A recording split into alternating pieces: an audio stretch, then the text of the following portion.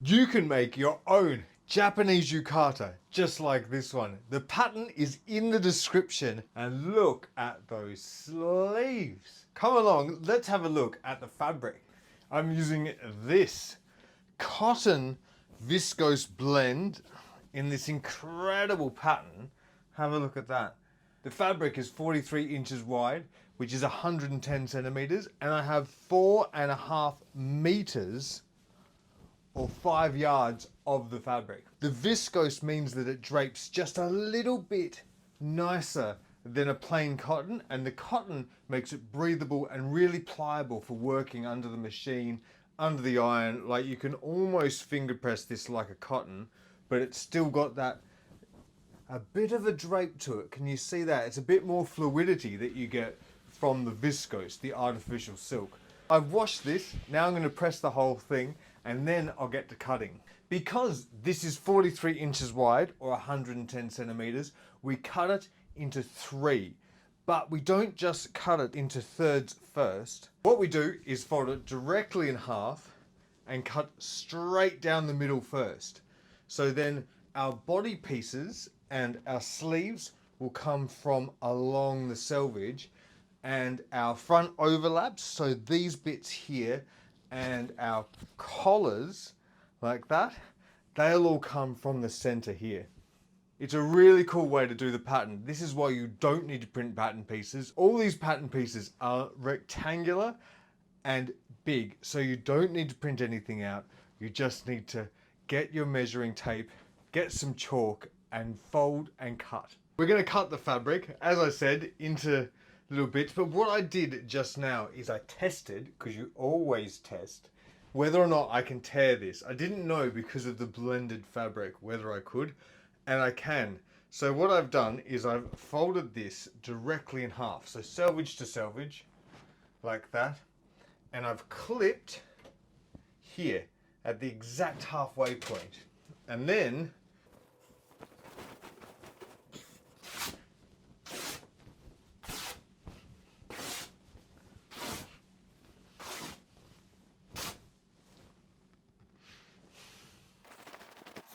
I now have 2 strips. Both of them are 5 yards long, 4.5 meters, and they're now half of the 43 inches or the 110 centimeter fabric, like that. What I now need to do is find 1/3 of this width. So we measure. There we go. 21 and a little bit inches, so we need 7 and a tiny bit. 7 and 1/16 is 1/3. Now, what I'm doing, this is the selvage over here. This is that torn edge. So I'm going to take it from the torn edge. So we come in 7 and 1/16, or 1/3 of this width. And you clip that and then tear that one as well.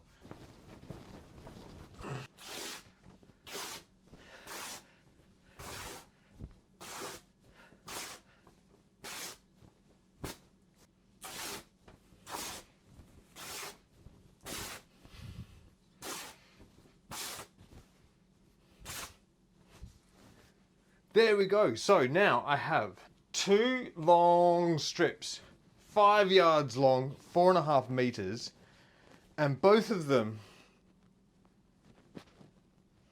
are about that wide, around 15-16 inches, the width of a Tanmono that you make a kimono from. So I have 2 of them, and from these we'll get our sleeves and body pieces. I'll put them to the side, ready for pressing. And then I have 2 long, narrow strips, which are half the width of the other strip. And from that, we get our collars and our front overlaps. These are called akumi. So these strips that go down here, and they literally overlap at the front, making this a sort of double-breasted garment. We've got 2 really long strips of that. You're going to have some of this left over, and you can use that to make a sash out of your fabric. So I'm going to go and press all these torn edges, and then we'll talk about how to cut them horizontally to find your pattern pieces. This is how simple it is though. It's a couple of tears and then a couple of chops. Really cool. 2 long narrow strips pressed and ready for cutting, and 2 wide long strips pressed and ready for cutting. So you can see this is half the width of that one. So in Japan, all kimono, yukata, haori are made from a length of fabric called a tanmono, which is a really long strip about this width. So it's about that wide, around 16 inches, sometimes 15, sometimes it's 17, but it's around that width. And from that, we cut across to get our sleeves and our body pieces, and then we cut up to get the narrow pieces, and then again cut across to create the front overlaps, to create the collars. That's how it's done in Japan, and that's why this pattern works so well, because what we're doing is just creating a deconstructed tanmono. So you end up with all the fabric you would have from a tanmono, but you're using fabric you can buy in your local store. It's an incredible zero waste way of making a garment. So we're going to make an incredible women's yukata. Let's go and have a look at how we divide these panels horizontally to find our sleeves and body. In the pattern that you can get down below, I have 2 different types with the kimono and the yukata. This is going to be a women's yukata, so if you have that pattern, you'll know what I'm talking about. But I talk about a modern or an easy yukata and then traditional. So there are 2 ways of doing it. A traditional women's garment in Japan is made far longer than the wearer, so she can pull up the excess and she tucks it up under the obi and wears it like this. This is called ohashori.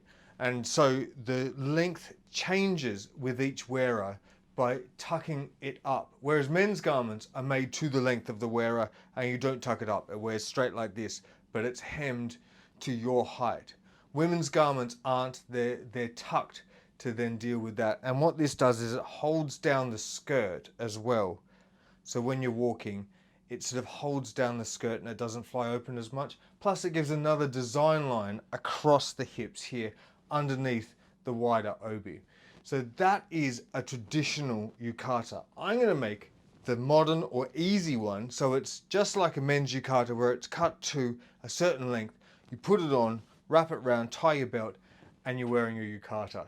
This way it can just be worn around the house more like a bathrobe. So it's not a strictly traditional yukata, but we're using all the traditional methods to create it. So I'm going to be making this, use my mannequin, to around this height.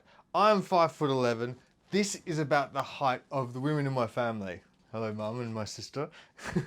And that is, I think, a great average height to use, which is exactly 140 centimeters from shoulder to floor. So I want to bring it up a little bit more so it sits just above the ankles, which is another 10 centimeters. So when this garment's finished, it will sit to about 130 centimeters or 51 inches from the shoulder to the hem. And that will make a really great little yukata that you can throw on and wear as a dressing gown around the house. So let's divide up the fabric. This yukata is going to be 130 centimeters, 51 inches from the shoulder to the hem once it's finished and all made. So from the shoulder to the hem, I want that length to be 51 inches or 130 centimeters. In order to do that, I need to add 2 hem allowances, and they're made by making a 1/2 inch turn and then a 1.5 inch turn. So from the shoulder to the unfinished hem, that's 53 inches. Your body piece is one continuous strip of fabric that goes from the front hem all the way up over the shoulder, down the back to the back hem. So anything you do to the front, you need to do to the back. So that hem allowance that I added to the front, I need to add to the back as well. So I need 53 inches from the shoulder down this way and 53 inches from the shoulder down that way. So I'm going to measure that and then fold it in half like so, and then cut down there where 106 inches meet, and that makes your body piece. All the rest of the fabric will be the sleeve, and that is simple as cutting that off, and then you fold that in half as well. and we use that halfway measurement. So I talked about the shoulder before with the body piece. You use the shoulder line all the way down to the wrist. Can you see it? See that bit there? And it meets here. This is called the Kata Yama and the Sode Yama, and they both mean the shoulder mountain and the sleeve mountain. So Sode Yama means sleeve mountain, Kata Yama means shoulder mountain. And if you look at them from this angle, they create a little triangle that kind of looks like a mountain range. They're fantastic. They're used for all the measurements within your garment, and they're used to line up your pattern pieces when you're putting the whole garment together. So it's really important to keep pressing your mountains into your body pieces and shoulder pieces. And it's quite easy because all you have to do is fold it directly in half, and that is where your Kata Yama and Sode Yama are.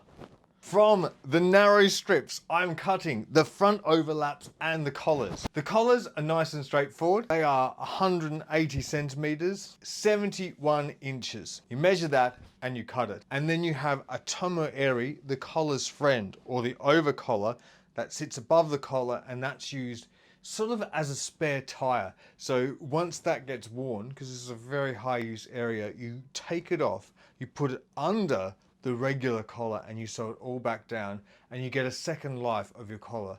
It also helps to bulk out this top part of your collar around here and make it nice and stiff so it stands up nice and straight. That is exactly half the length of the other collar, so 35.5 inches, which is 90 centimeters and 180 centimeters. And you literally measure and cut, and that's the collar's done.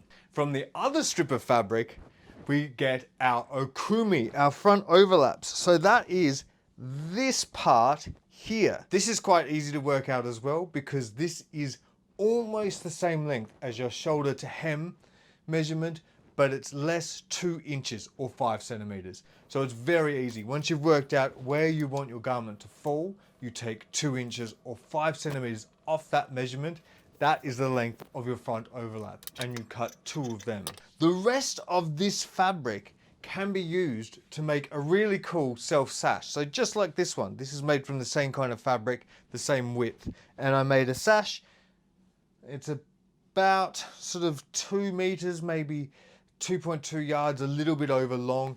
Whatever you have, you can use it to make that, and that's really cool. So you haven't wasted any fabric, and you've got it all in your garment like this. I now have 2 collar pieces, 2 front overlaps, 2 sleeves, and 2 body pieces, all ready to be made into a yukata. I'm going to go and press all my Kata Yama and Sode Yama into the pattern pieces, and then we'll get on to some preparation. Your collar comes in 2 parts. There is the tomo airy, the over collar, and there is the collar, the airy, it's called in Japanese. The most important thing you need to do with these 2 is prepare. The more preparation you do, and the neater you are with your preparation at the initial stages, helps you later when it comes to attaching these parts of your garment. First thing I do is find the exact halfway point of both of them, and I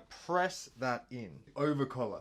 This is quite simple. All we're doing is turning up the ends, so the short end on that side and the short end on this side, and we're turning them up by 1 centimeter or ½ an inch. Now what we're doing is putting the over collar on to the collar. So you see like that?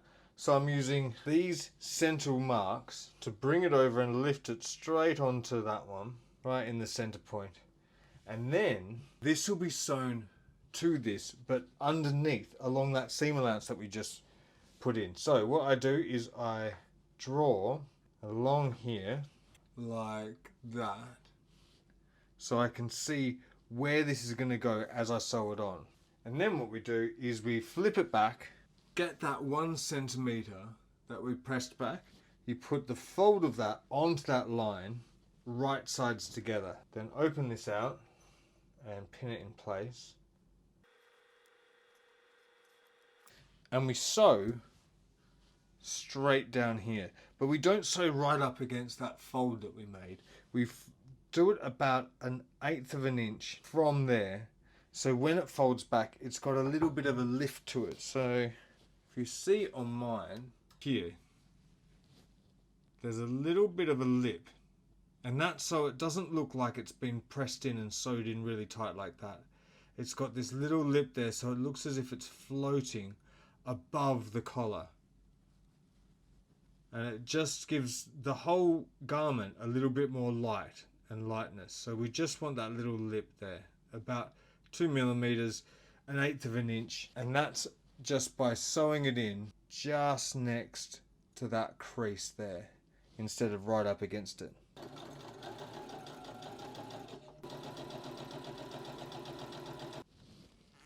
And then come in and give it a good press. That should look like this. So we can see there's a lovely little lip there. And it's all centered. Like that. Now what we do is we head back to the sewing machine and we just do a stay stitch along the side here within the seam allowance. The seam allowance here is 1/2 an inch, so we want to go 1/4 of an inch and just do a little stay stitch to sort of to hold the over collar in place, so when we're attaching it to the garment it doesn't slip and move and things. We want to keep it in this exact position. The collar is now secure. The over and under collar are together. What we now go ahead and do is prepare the collar to be attached to the garment. This involves pressing it in half lengthways and then pressing up your seam allowances. And after that, we then close the end. This is really important. So because we're going to be sewing blind when we attach the second pass of the collar, so you want to make sure that these seam allowances are really lined up, and so you know exactly where you are at all times when you're sewing with this collar. It helps so much. If you don't prepare this part properly, you end up sewing blind and you have to go back and fix holes in the collar. But it's much easier if you do a lot of preparation now and really get this down pat. But that's all pressed along there. We now test and make sure that this lines up along our center line. And if it doesn't, we repress the center line. That's lining up absolutely beautifully. But if this didn't, and if it was off a bit, I would come in and I would repress it. The center line isn't as important as these two edges meeting up. That is the most important thing in this whole endeavor. That looks incredible. You can see that they meet up perfectly there. What we now do is go back and turn the end of the collar back, and we sew down to the seam allowances. So see where they're meeting there, that little wing. We're sewing down to that crease with a 1 centimeter, a 1/2 inch seam allowance to close the end of the collar, and then we'll turn that out and then give that a good press as well. Press that nice and sharply, and that's the collar ready to be attached to your yukata. So set that aside and we'll go and do the rest of our prep. On your pattern we talk about raw edge management. So that is taking care of these raw edges in any way to hide them, so once the whole garment is finished there aren't raw edges. Now if you're overlocking, you don't have to think about this as much. You still need to treat your raw edges, and it's best to treat them before you start constructing your garment because it makes it easier. And we do our raw edges before we make the garment because it makes it go faster once you're actually sewing. It is fabric that is a narrow width, 110 centimeters, 43 inches, around that. One great thing about that is the body and sleeve pieces can be cut along the selvage, and if you're lucky like me and you have a gorgeous selvage like that, then the longest raw edges in your entire yukata are already beautifully finished. In this case, this is why I love using this fabric so much. You don't have to do any of that because it's already finished just by being the selvage. Now, you might not have such a good selvage, something that you don't want to have in your garment, and that's fine. You just rip that off and then you do treat the raw edges. There are lots of different ways to do it. You can treat raw edges in all kinds of ways. The most important part is the sides, where the side seams meet the side seams and where the side seams meet the sleeves. Those seams need to be turned out. So they need to be pressed open. They have to be because of the way they're constructed. Your center back seam and your seam where the body meets the front overlaps doesn't have to be pressed open, so you can finish that any way you want, but you can choose the way you go forward. The most important thing is, if you are going to be pressing seams open, you need to treat the raw edges before you sew the seam together. Our raw edges are prepped. Our collar is prepped. Now, the first thing I always do is the sash. I get rid of that. So I have the two pieces of my sash here. I'm going to roll them out and make sure they're the exact same length, and then cut them so they are the exact same length with each other. Then I'm going to join the two ends to make one really long strip, and then I'm going to fold that strip in half, right sides together, and sew all the way along it, and make a really nice sash. This I always do first. So I do my prep, I've done my raw edge management, pressed all my things, I've cut everything, and I've got the collar ready to go onto the garment. The neatest way to make a sash is to sew from one of the corners down and then around. You go all the way through, and then when you get to the center, stop a bit before that, pick up the needle and move down, and then start again about 4 inches, 10 centimeters. And then once we're done, we'll come back in once we've pressed everything and it's all neat, and we'll do a real little edge stitch along there to close that gap. Right, let's get this party started. I always think this is the start of construction. Even though we've done a lot of sewing already, we've made collars and sashes, all kinds of things, this is now when we begin, because we are sewing the big seams and putting pattern pieces together. So the first thing you do is your center back. You grab your center back, right sides together, and we're going to sew from the hem up. And you see here where we've got our Kata Yama, the shoulder mountain, we're going to sew to that point and then press that seam open because I've already done my raw edge management.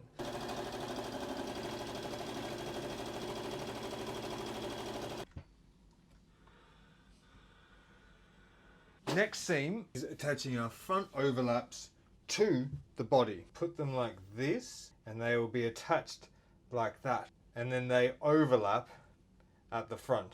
Now, I did my Ushiro Haba work, so I know how much of a seam allowance I want on my body, which is 1 inch all the way down there. But on my front overlaps, I only want 1 centimeter or 1/2 inch as my seam allowance on that side. So all I have to do is line that up, and then I would sew down here like that. Do you see that this is a far larger seam allowance than this one, but it's all a straight line. So it's just about lining it up and making sure that the seam allowance on each panel is the right size. What we now need to do is chart the path of our collar. And there's a template in the pattern that shows you how to do this. We come down from this endpoint. So here we've got our Kata Yama across there, and it comes into the center back here. That's not your center back neck, it will be down here somewhere. In fact, let's mark it. So from this very center point we go down 2 inches, which is 5 centimeters. So go down 2 inches. From this central point we come out by 4 inches or 10 centimeters either way. So we go 10 centimeters 4 inches that way, 10 centimeters 4 inches this way. The center there, you've got your new center back neck down here, and then 2 side marks here along your katayama, your shoulder. And all we have to do this is make a curve, and this is where your collar will go. And then your collar will travel from here down on a diagonal until it reaches the edge. But what we need to do first is mark out this collar's path. So what I like to do is get something round. I come up to that point, down the center back, make sure that the circle is level with that, and then I make it level with the 4-inch mark, and then I scribe in a nice little line there. I'll do the same on the other side, and then that is the path of the collar as it travels around the centre back neck. That's wonderful. The next thing to do is cut. So what we do is we come in and we cut along this Kata Yama to the 4-inch mark or the 10 centimeter mark. So you grab your scissors, come in and cut along that pressed line.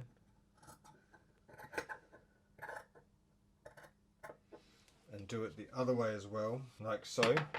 What this does is it enables us to open this out, but you see it's still not opening out that much.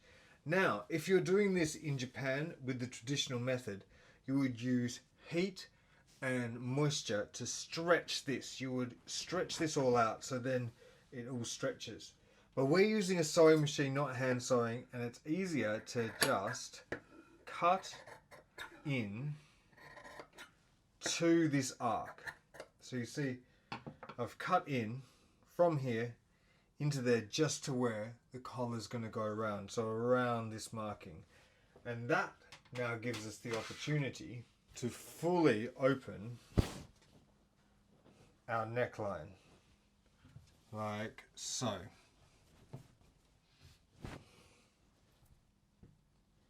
Do you see that? You're able to really open this up and you end up with quite a straight line heading up and around there.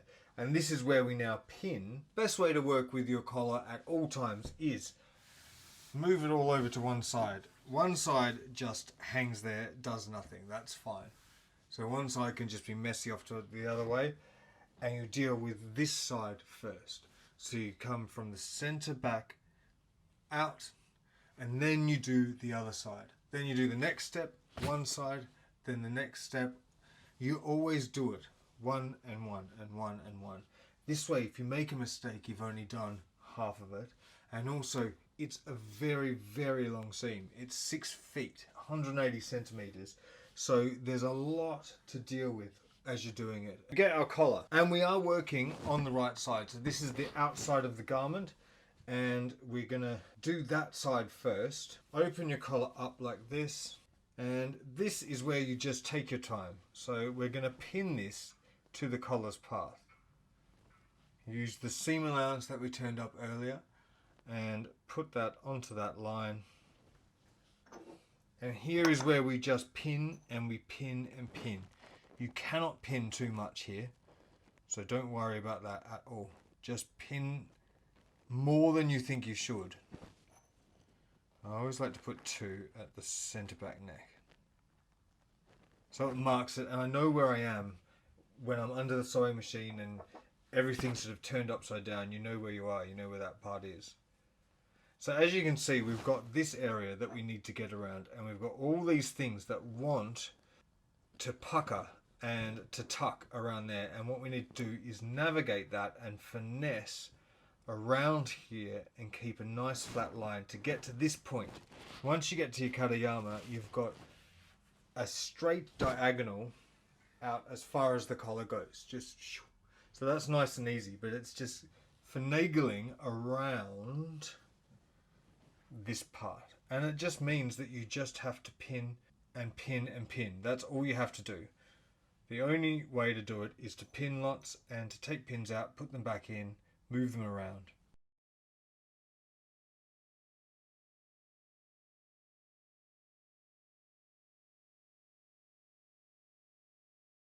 Go slow, take your time, don't rush. This is going to take a long time, so you may as well accept that and go nice and slowly. Constantly check. You take a few steps, that's why we have so many pins as well, and then you check underneath here and you just make sure everything is lying flat, because if you have a tuck it will show up.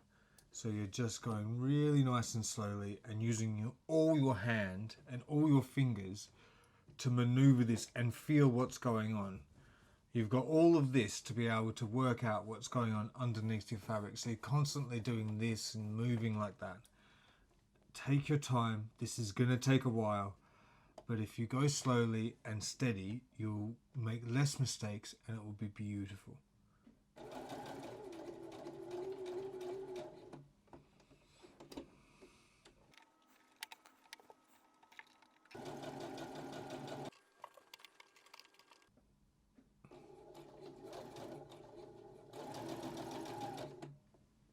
And then when you get to the straight, it's easier because you're just following a straight line and you don't have to do as much checking. But there are a few things to consider. So, first of all, you have your seam allowances. If they're pressed open, you need to make sure that when you get to them down here, that they are still pressed open and not folded a different way.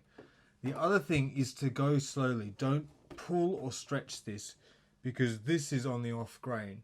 So it will stretch if coaxed. So you just let it run through the machine. Let the dogs walk and let your machine pull the fabric through. Don't pull at it and stretch it yourself. Otherwise you'll bow your collar.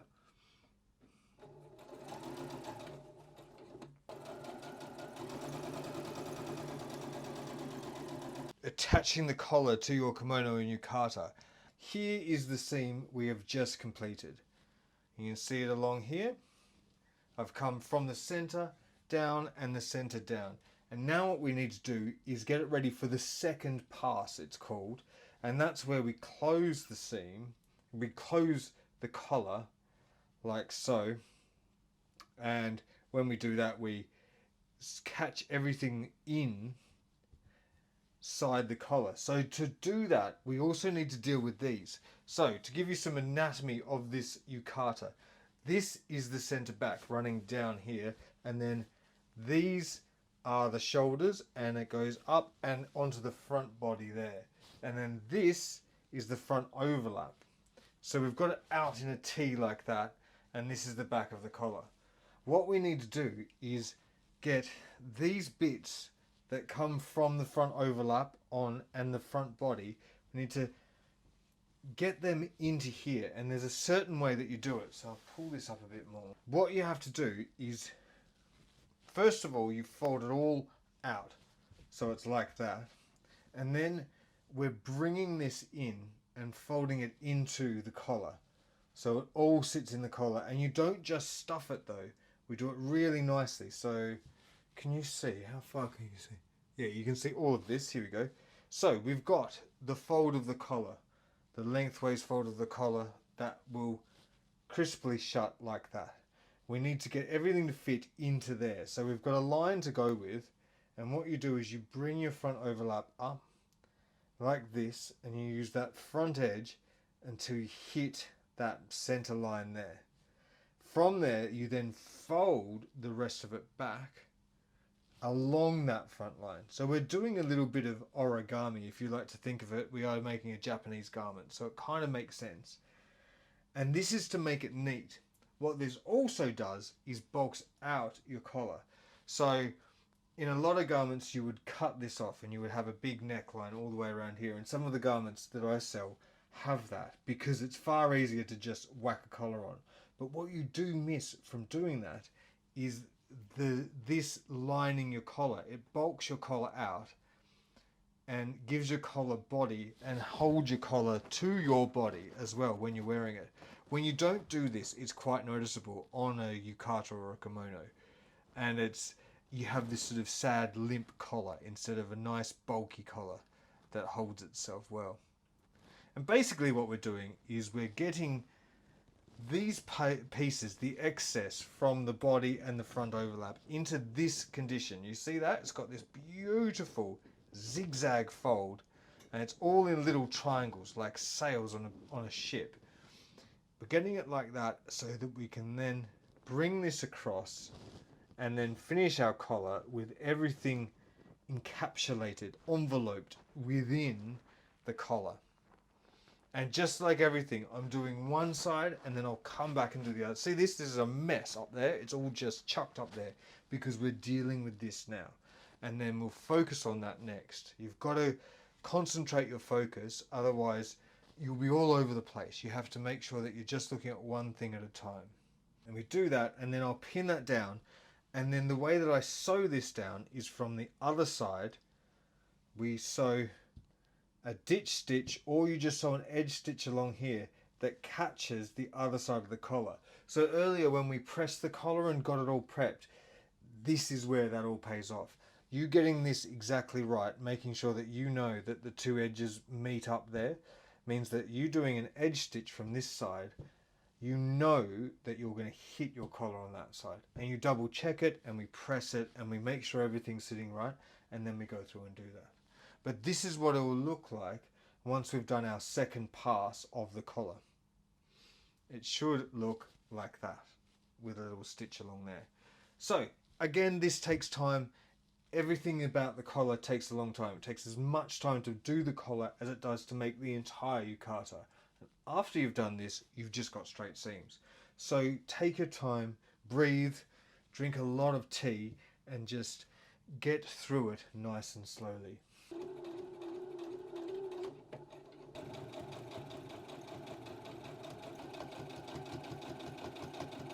We're now ready to attach the sleeve to the body. So here is my yukata laid out. There's the collar, there's the back body, there's the front body, and this is the Kata Yama across here. The crease, I think you can see it just going along here into the collar. And so I've got that marked out on the side. I've also got the marks for where the sleeve will be attached, which is 12 inches or 30 centimeters from here. So 12 inches that way, 12 inches that way. And then 4 inches beyond that, down to here, is the Miyatsu Guchi. Now that is where the side seam starts and carries on down to the hem. The sleeve finishes here on the body, the side seam starts here on the body, and that 4-inch gap is called the Miyatsu Guchi. And it is a historical Japanese thing that was put there so you can get into your garment and adjust it when you're putting it on. It only appears on women's garments because women's garments are more complicated for dressing. It's also because the sleeves hang longer and the obies are taller. So it's all about just making the garment look better the way it's put on. So it just gives ease, it lets the sleeve fall nicely, it means the obi can come up really high around the chest, and it also gives you an avenue into the garment when you need to be tying it and folding under bits and things like that. Because we have the Miyatsu Guchi, we have to press the seams open, so that's why we press all our seams open on the garment to then match that.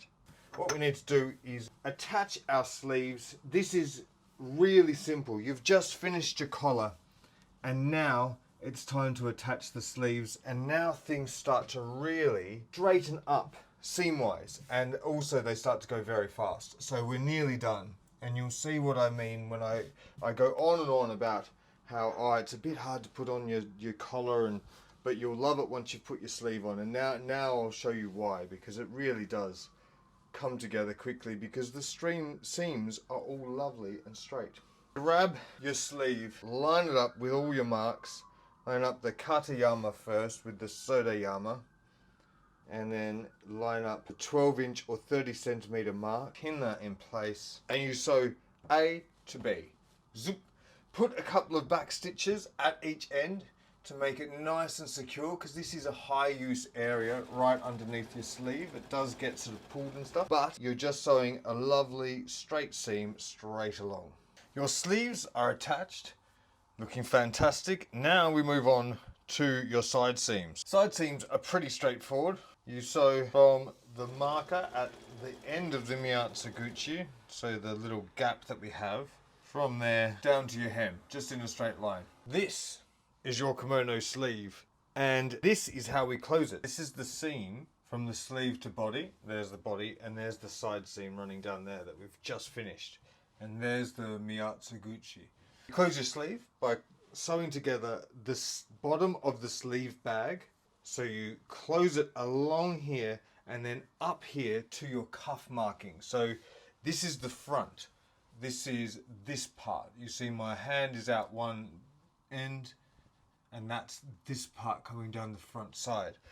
On a female garment, you do not close this side. This stays open, and it hangs open as well. So it's like that once it's done. So it's got an opening here and the Miyatsu Guchi. Most people would close this side and leave this side open, and of course you can do that. But it does mean that you do have an odd little junction here and quite a long sleeve to sort of fall down and pull a bit there. So it takes a lot of finessing to do that. Men's garments are closed along this part, and they only come to about here. So as long as your Miyatsu Guchi, they only come to there. So it's only a little seam up there, and we sort of finagle around here. We leaving gaps and stuff so it all falls nicely still. But these are far longer, so we have to consider that, and that's why there's lots of openings, just so it falls more gracefully and falls flatter without pulling up into the neck here. So basically, it's very simple. You sew along the bottom and up the side until you cuff. And then with your cuff, you turn that back. Just so on the outside, you don't have this sort of turnover. You have it turned on in the back. And all of this is guided by your seam allowance. So once we've done that, we then press back of the sleeve bag back, and you run round it with a stitch. Again, you're noticing that everything is just zoop, straight lines, right angles. Very, very fun to sew. Now we lift the hem. So we're going by 1/2 inch and then 1.5 inches, or 1 centimeter and then 3 centimeters.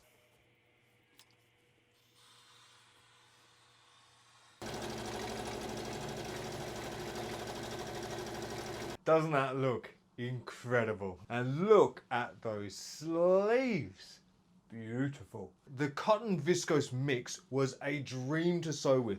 So if you are looking for fabric like this, it is cotton and viscose. It's light. I'd say it's about 90 GSM, and it's plain woven. So it's just warp and weft like that. There's no like crepe weave or satin weave or anything like that. So it's just a plain cotton. Very, very much like a cotton lawn. By the way, this is what's left over. There is about 6 inches of fabric left, and to be honest, this actually can be incorporated. You can use this at the center back neck. You sort of, when you're putting your over collar on, this can actually go underneath everything and bulk out this collar a bit more. Really helps with a really light fabric to do something like that.